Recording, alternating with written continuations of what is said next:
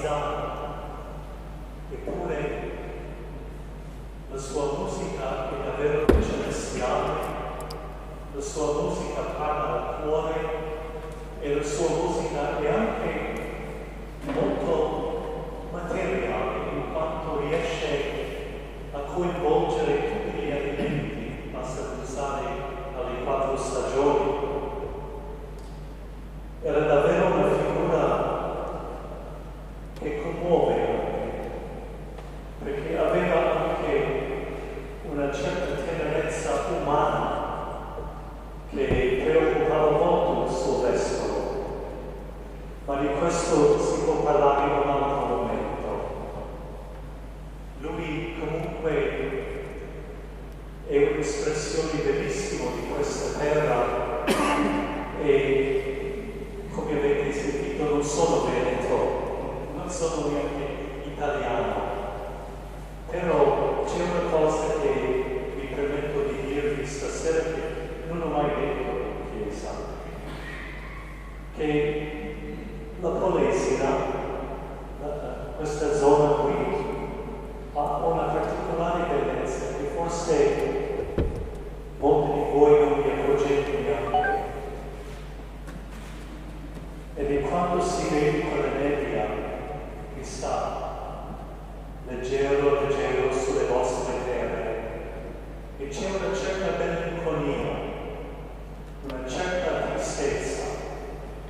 Però io ho scoperto che in quella tristezza c'è una profonda bellezza e invita non solo un raccoglimento spirituale, ma anche a un raccoglimento umano.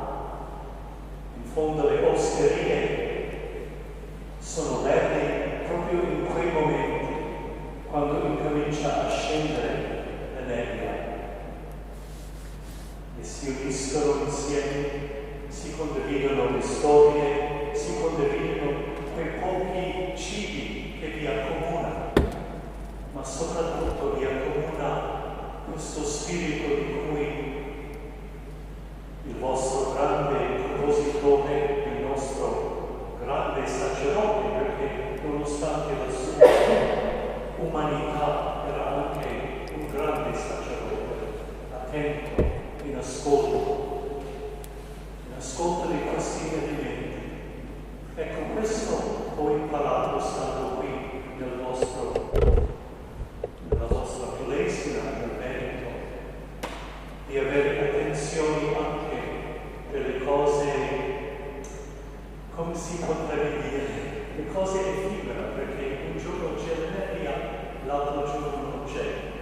Anche se quando sono arrivato la prima volta qui come monaco in questa abbazia, ho dovuto passare 31 giorni di nebbia. Avevo dimenticato come era fatto il sole, però Vivaldi è stato capace di dare allegria al cuore e allo spirito.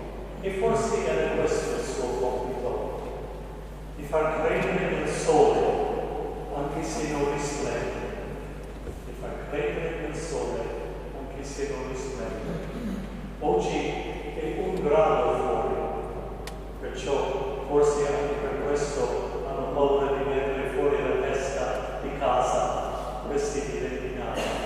Comunque siete dei benvenuti e spero davvero che questa nostra accoglienza di Vivaldi stasera possa darvi la gioia, l'allegrezza e anche la leggerezza. Grazie.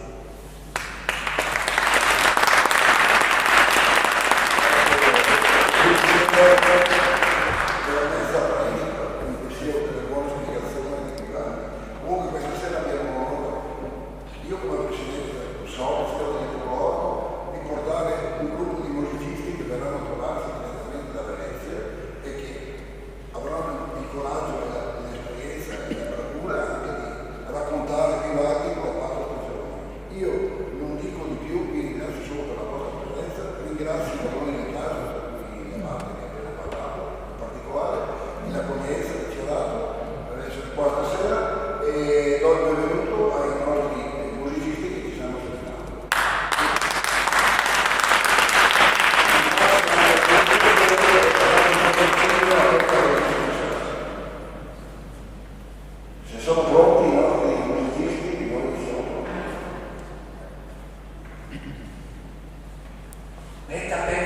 ma piante, ormai sono letto sempre, dove mi letto portare?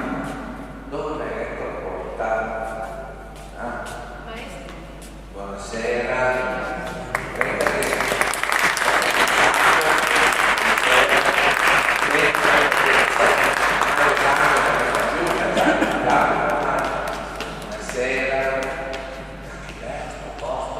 Dica, visto? Siamo a Lendina.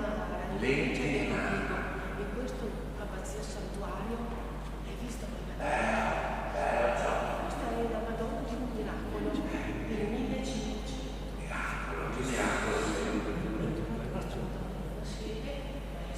Il governo rossa che faceva miracolo per far guarire le persone ammalate di questo. Però ho preso freddo su sta barca, stasera questa la vita lì.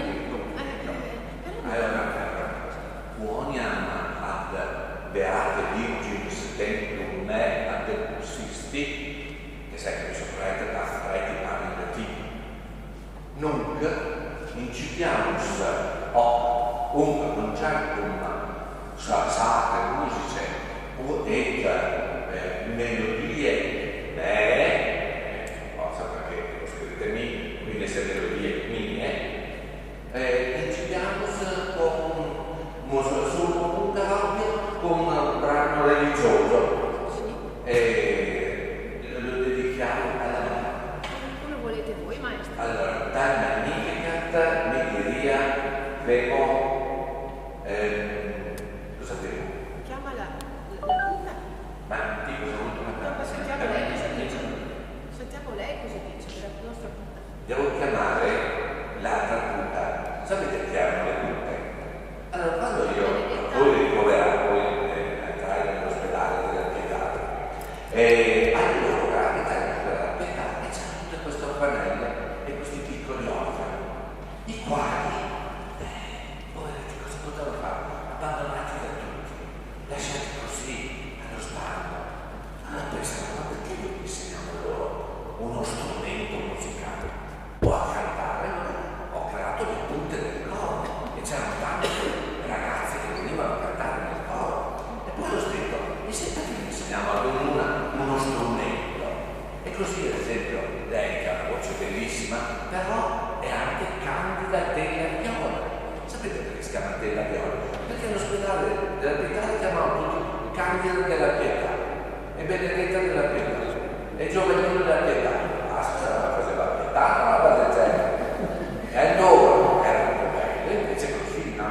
Poter creare un'anima, perché la musica è l'anima della nostra forza. Però, maestro, lei ci ha voluto bene, siamo molto contenti. Perché insomma avremmo potuto anche non essere più. Beh, Sai certo. che fra 4 secoli diventano moderni, e i bambini che non vogliono diventano le milizie. Lo so, sono quelli moderni. lo so. Ci abbiamo Sono allora. stato orgoglioso che ci hai fatto vivere. Perché così bisogna andare così. Ci abbiamo allora la Benedetta. La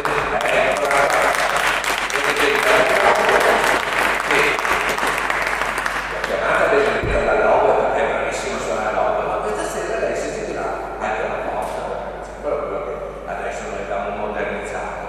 E allora direi di iniziare subito con il Magnificat. Intanto spiegare un attimo il senso del Magnificat, perché mi sottraete e ho lasciato a spiegare. Anzi, la musica è la propria migliore spiegazione. Magnificat, cosa vuol dire in latino? Magnum facit, fa grande. Quando la Madonna dice anima mea magnificat domo, vuol dire che lei si sente compartecipe del piano creativo di Dio e la sua anima fa grande il Signore. Ascoltiamo.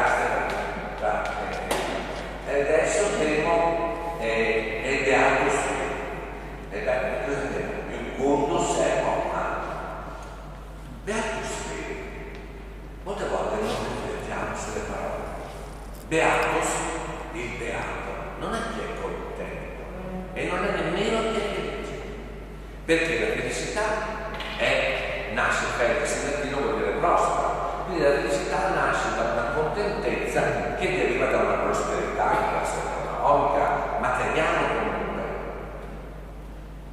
L'etus è un grado superiore, perché vuol dire che uno che è lieto ha già superato quel contatto con la materialità e si sta staccando verso una spiritualità che però è ancora terrena. Beatus invece significa la persona che si è staccata totalmente da Dio e la sua felicità, poiché è legata solamente a Dio, non potrà mai essere contaminata. E infatti il Salmo, Beatus vir timet Dominum, beato l'uomo che è timet, uno dice che teme il Signore, cioè che ha paura. No, timeo in latino deriva quasi dal greco time, che vuol dire stima, onore. L'uomo che onora Dio con il proprio comportamento, l'uomo che non ha paura di Dio, ma l'uomo che riconosce a Dio esatto il suo valore. Quindi e adesso ve lo faccio sentire con la musica.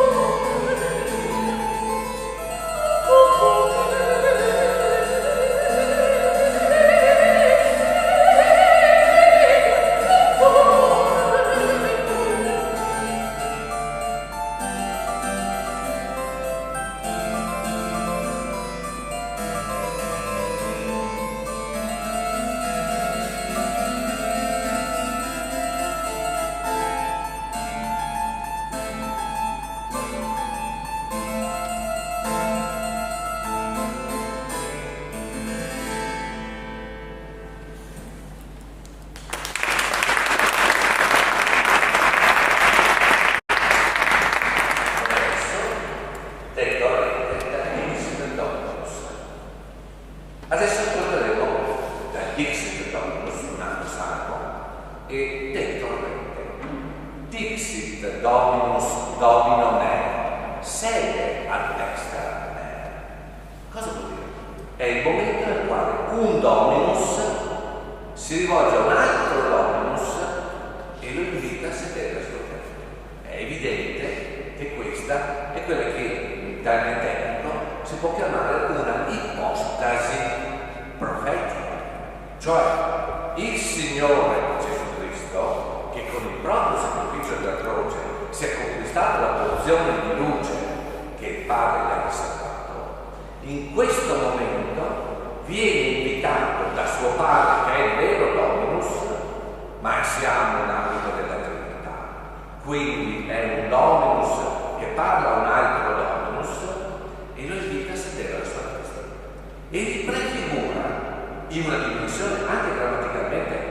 si usano solo futuri, detto arreda adesso pipetta, no, e pipet è un futuro emotivo, perché l'indicativo sarebbe pipetta, quindi deve, no, verrà. Quindi la parola salvifica che Dio ha emesso come il sacrificio di Cristo è un valore che si eterna nel futuro dell'uomo. E noi adesso lo ascoltiamo dal Dixit Domus, detto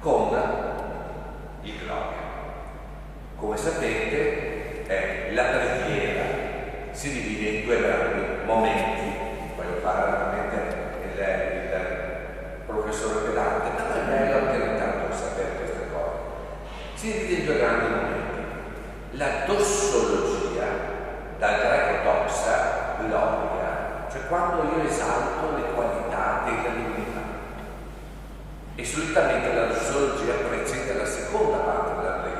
che si chiama l'eucologia, eucologia, da euche greco, che è la preghiera quando io voglio ottenere qualcosa. Quando ad esempio diciamo Padre nostro che sei nei cieli, Aiasso Romassu, sia santificato il tuo nome, e il secolo Basilea su, venga il tuo regno, devo citarlo in greco, no, perché se no il greco mi è, potrei che so latino, so anche greco. No, grazie dell'applauso.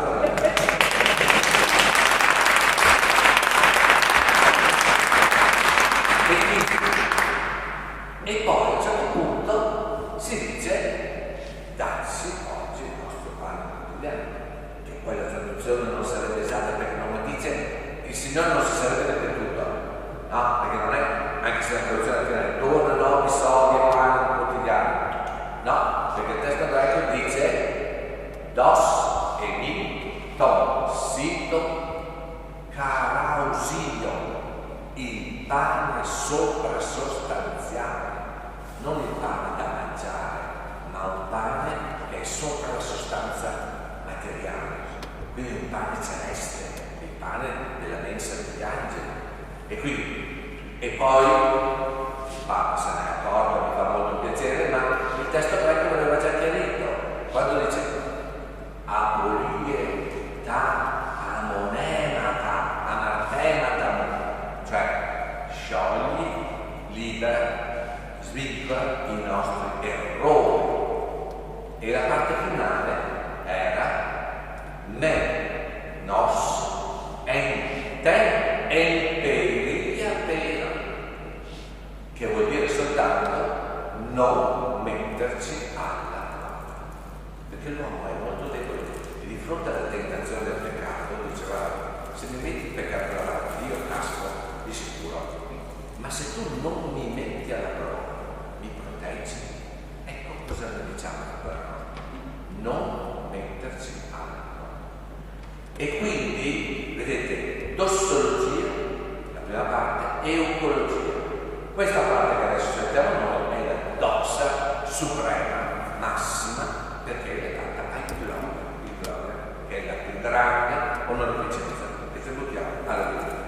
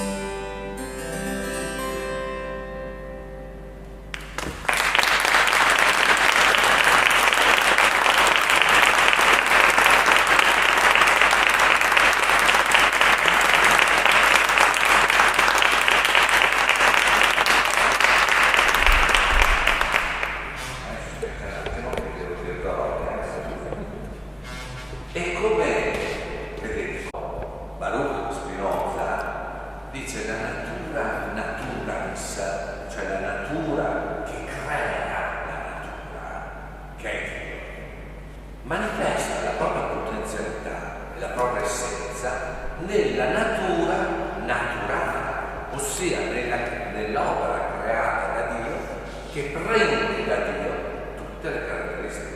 Vedete, se noi pensassimo veramente a questo, non avremmo inquinato, non avremmo problemi adesso del buco dell'ozono, non avremmo niente, perché avremmo rispettato questa natura naturale, non per snaturare, ma perché è opera di Dio. Ma poiché abbiamo perso Dio, abbiamo perso tutto. Noi invece ci stiamo cercando di recuperare, e adesso la natura naturata è quella che i greci chiamano la physis, cioè quella che pullula in tutto l'universo e nel mondo creato dalla natura naturale. E sono ad esempio le opere della terra. Oh, Friedrich von Dresden, Vittorio di Roma. Vedete, tedesco che va a parlare con questo.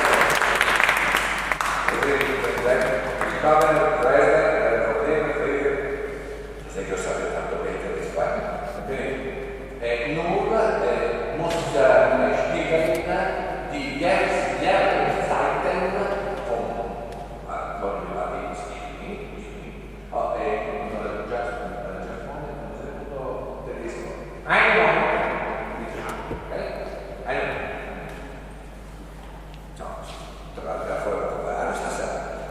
Allora, e vi dicevo, la natura naturata è adesso rappresentata nelle 4 stagioni. Voi mi chiederete, ma perché un prete ha scritto le 4 stagioni? Ma che nessun prete è? Non si vede, ma sono prete. Nemmeno più. Ma parlo in italiano. Non mi hanno permesso più di svolgere il mio ministero, il mio ufficio, perché ho avuto dei problemi da quando sono nato, problemi respiratori, a momenti me ne stai andando anche prima, però poi mia madre mi ha consacrato, ha detto no, guarda, se ti salvi ti faccio fare prete, mi sono salvato e ringrazio il Signore Onnipotente che mi ha lasciato. E allora ho pensato, è vero, se io faccio sentire che nella natura naturale espressa dalle 4 stagioni c'è la voce di Dio, la gente, ascoltando la mia musica e rivivendola dentro, rivive la parola di Dio. E io ho pensato di presentarlo in questo modo. L'ho messa non a caso in una raccolta di concerti che si chiama Il cimento dell'armonia e dell'invenzione. Cimento cosa vuol dire? Lo sapete anche voi perché lo dite mai in dialetto, qualche nonno lo dice ancora. Sta mettermi al cimento sempre. Cosa vuol dire sta mettermi al cimento? Vuol dire non mettermi, non sta a farmi arrabbiare, non mettermi alla prova, cioè non farmi entrare in contesa. Quindi il cimento è la contesa tra l'armonia da una parte e l'invenzione dall'altra, che sono le due componenti musicali, armonia e invenzione, altro non è che la melodia. Voi sapete, prima di me c'era solo il concerto grosso, il concerto grosso e il concerto. Il concerto grosso era chiamato così, lo sanno più di me, perché grosso vuol dire grande, ed era un gruppo del piccolo che si opponeva a un altro gruppo dell'orchestra più numeroso che si chiamava grosso, grande, e dialogavano tra loro. Basta, noi dicevamo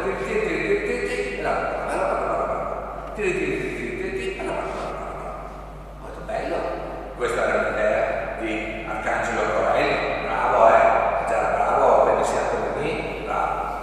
Allora io ho detto, scusate, perché non proviamo invece a inventare qualcos'altro?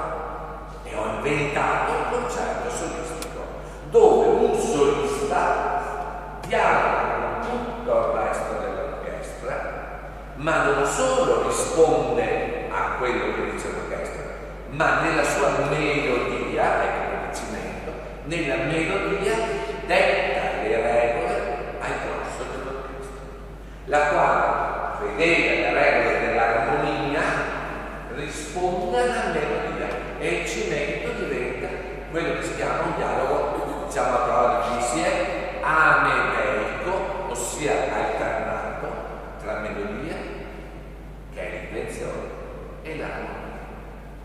E i primi 4 concerti dell'opera 8, della raccolta mia, il cimento, l'armonia e l'invenzione, chiamano appunto la primavera, l'estate, l'autunno e l'inverno. E per spiegare ancora meglio, appunto mettere anche un sonetto. E adesso il sonetto, come sapete, è costituito da 2 parti. Fronte sono 2 quartine di endecasillabi e sirma 2 terzine di endecasillabi. E io cosa ho fatto? Ho detto, perché non prendiamo una prima parte per un movimento, visto che il concerto è in 3 movimenti? E ho fatto così. Sentite? La primavera. Giunta è la primavera e festosetti la salutano in coro gli oggetti e i fonti allo spirar dei zeffiretti con lento mormorio scorrono lontano. Prima parte. Vengo coprendo l'aria di nero al manto e lampi e tuoni a festeggiare letti. Indi, tacendo questi, cioè lampi e tuoni, gli augelletti tornano di nuovo al loro sonoro incanto.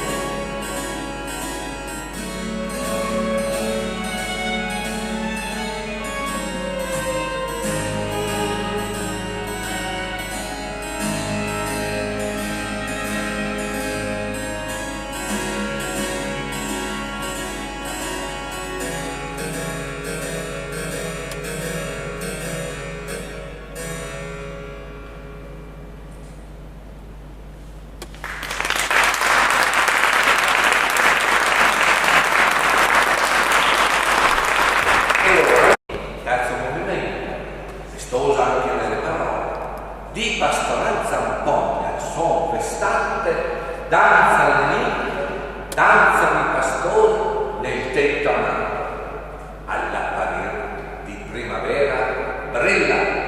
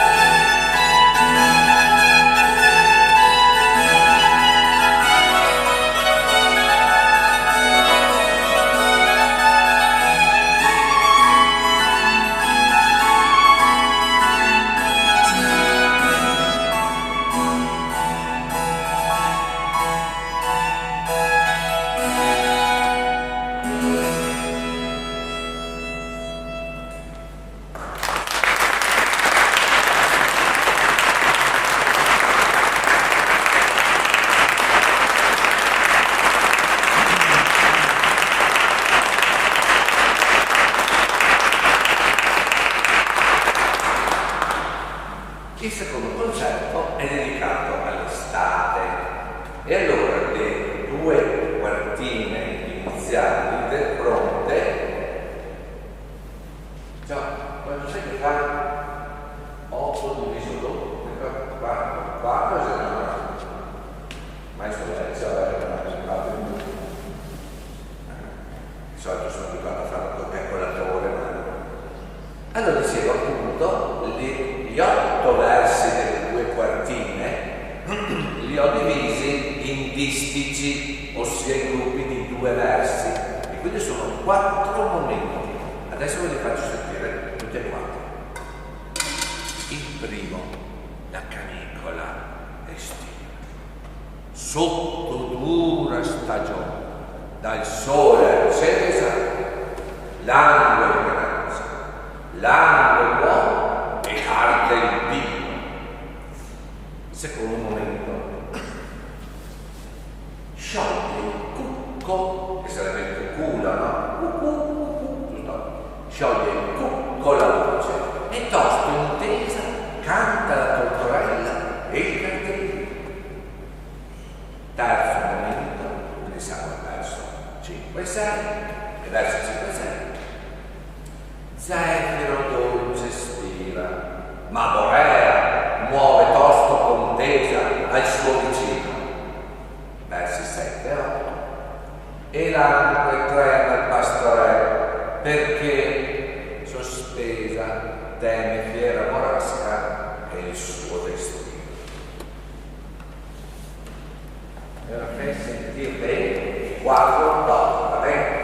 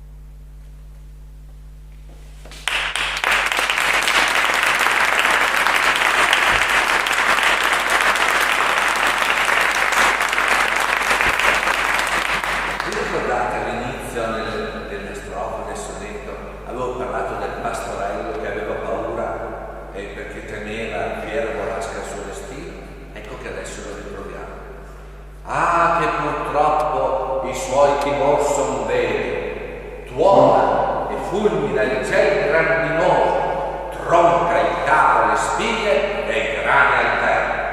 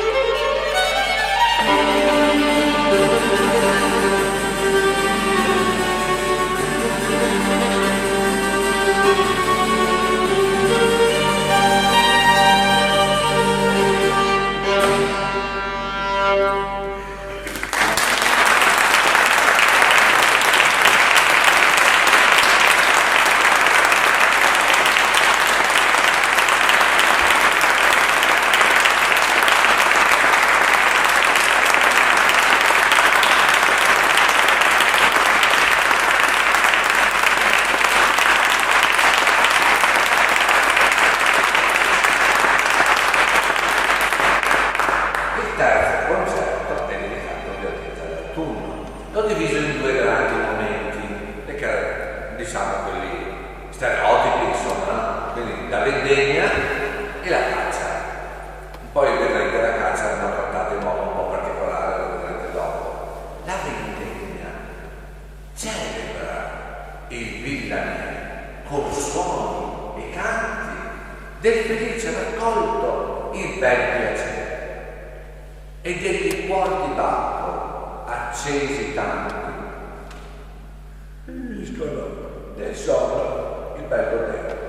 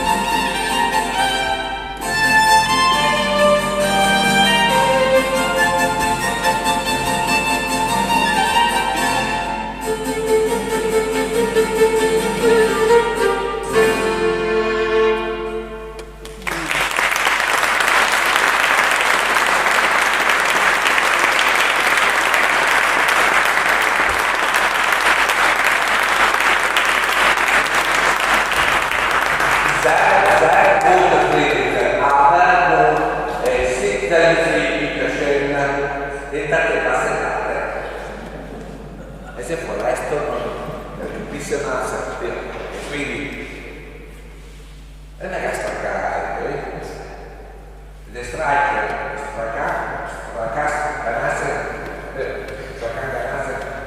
è meglio che si riposa un attimo. E ora prego anche adesso, però cogliamo un'occasione straordinaria. Lui è stato bravissimo che ha fatto sentire la voce dell'invenzione, cioè della melodia. Ma adesso, con le brave tutte, vi faccio sentire la voce dell'armonia, che di solito viene nascosta.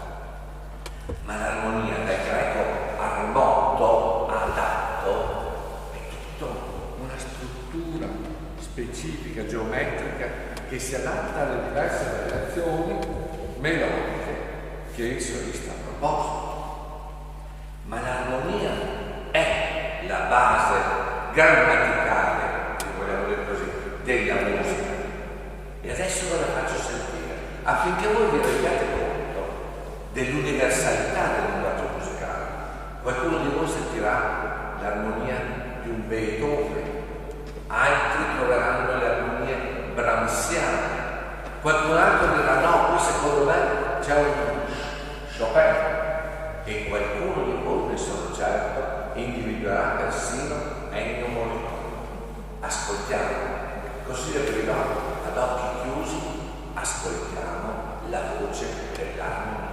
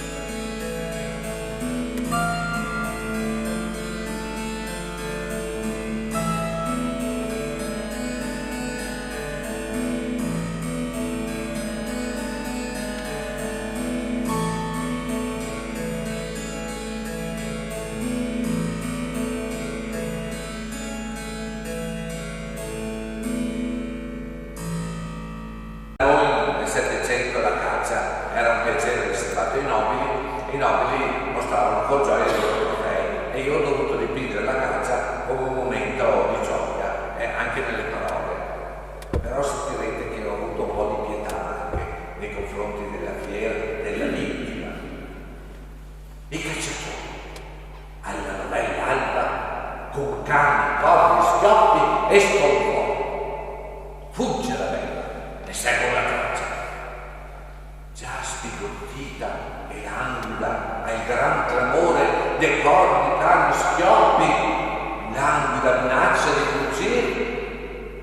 Papras muore.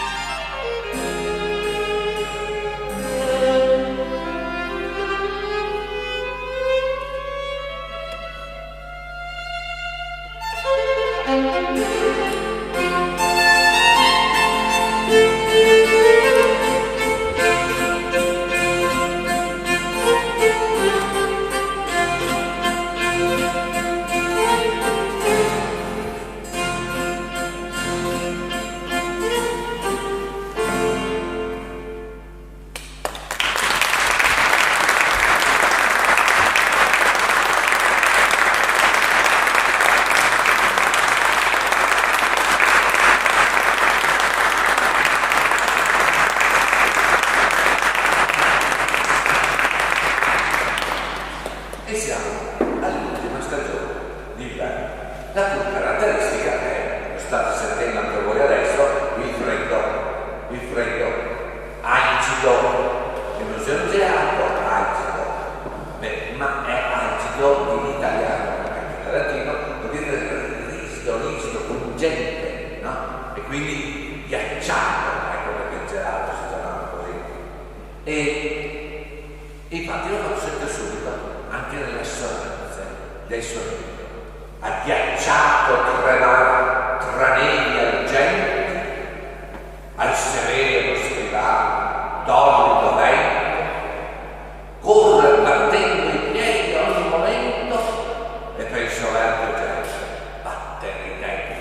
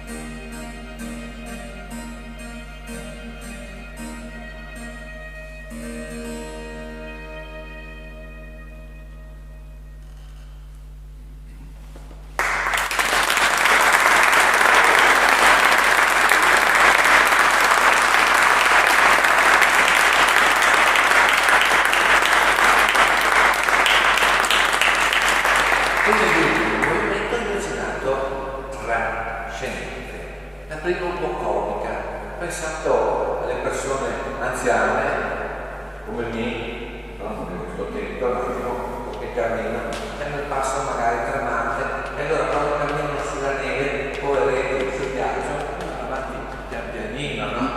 E allora li ho scritti così questi due versi: camminar sopra il ghiaccio a passo lento, per il timore di cadere, girsene intenti.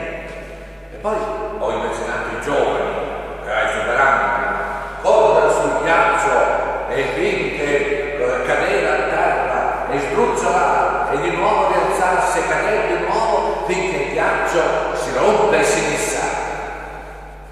E poi ho immaginato un quadro mitologico, cosmico, universale.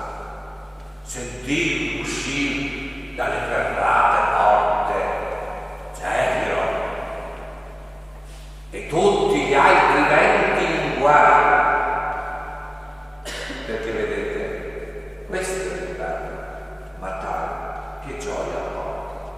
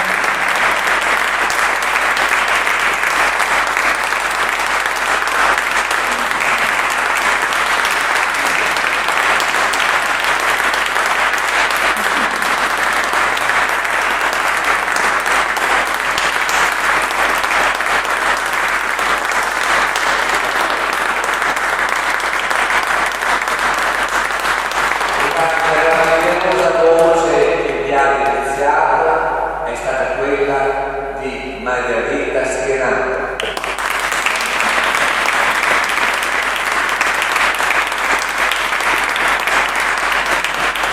E sotto le belle spoglie di questa punta il poeta mi dice si cela Oscar o Maria Beatrice.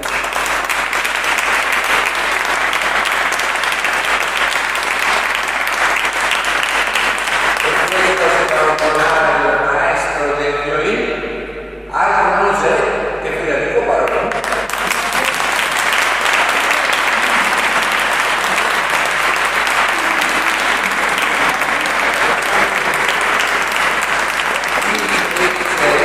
Indegnamente di Vivaldi, Paglia indossato era nient'altro che Massimo Celentano.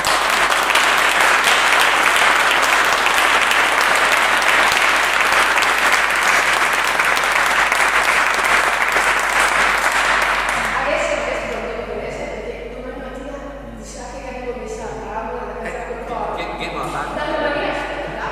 Che va avanti da Venezia? Ma andiamo a vedere dal Conte Artesi dai Pisani, lo scuola Che va avanti a tu, avanti per Venezia, ma stiamo vedendo su quanti anni. Come il tuo concorrente qua. Sentiamo una bella Sì. lode a Dio. Così tanto il mio concorrente è Legaspi, via. Sì. Legaspi, perché ha scritto anche, ha preso dei concerti miei, li ha studiati attentamente. Lo facciamo sentire adesso? Sappiamo sentire il brano. Ma che film qual è? Ah, così, temporale. Guarda, Ah, quello... di che hai visto? Per esempio? Allora, dalla cantata terza, munda, puntata, leve. Come cazzo sei questo? Allora, terza, cuore, munda, bocca, tat, azione, leve, vita. Questo è l'arte. Saper mettere in inflazione cuore e corpo per dare vita alla vera arte. E facciamo sentire il corale Jesu bleibt mein Freund, perché tu, Gesù, sei la mia più grande gioia. E se noi comprendiamo che Gesù non è così lontano, ma è dentro di noi, sappiamo cosa voglia dire avere Gesù come gioia. E ringraziamo anche il favoloso pubblico di Grinara.